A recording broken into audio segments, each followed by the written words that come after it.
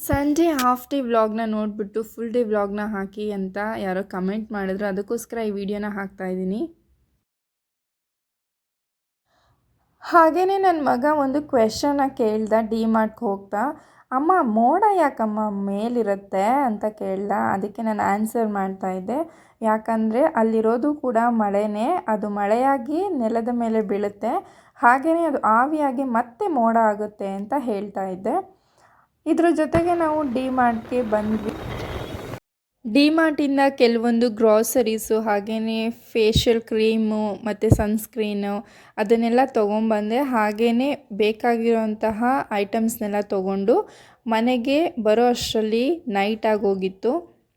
So ಮನೆಗೆ ಬರೋ ಅಷ್ಟರಲ್ಲಿ ನಮ್ಮ ಮನೆಗೆ ನನ್ನ ತಮ್ಮ ಹಾಗೆಯೇ ಚಿಕ್ಕಪ್ಪನ ಮಕ್ಕಳೆಲ್ಲರೂ ಬಂದಿದ್ದರು.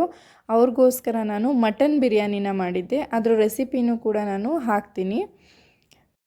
ಮಟನ್ ಬಿರಿಯಾನಿ ಅಂತೂ ಸಕ್ಕತ್ತಾಗಿತ್ತು. ಉಪ್ಪು ಖಾರ ಎಲ್ಲ ಕರೆಕ್ಟಾಗಿತ್ತು, ಹಾಗೆಯೇ ಮಟನ್ ಕೂಡ ಕರೆಕ್ಟಾಗಿ ಬೆಂದಿತ್ತು. ಪರ್ಫೆಕ್ಟಾಗಿತ್ತು ಅಂತಲೇ ಹೇಳ್ಬೋದು. ಸಂಬಂಧಿಗಳ ಜೊತೆ ಸಂಬಂಧದ ಪ್ರೀತಿ ವಾತ್ಸಲ್ಯನ ಜಾಸ್ತಿ ಮಾಡ್ಕೊತ ಇವತ್ತಿನ ಡೇನ ಖುಷಿಯಿಂದ ಕಂಪ್ಲೀಟ್ ಮಾಡಿದ್ವಿ. ಹಾಗೆಯೇ ಇವತ್ತಿನ ವ್ಲಾಗ್ನ ಮುಗಿಸ್ತಾ ಇದ್ದೀನಿ. Thanks for watching.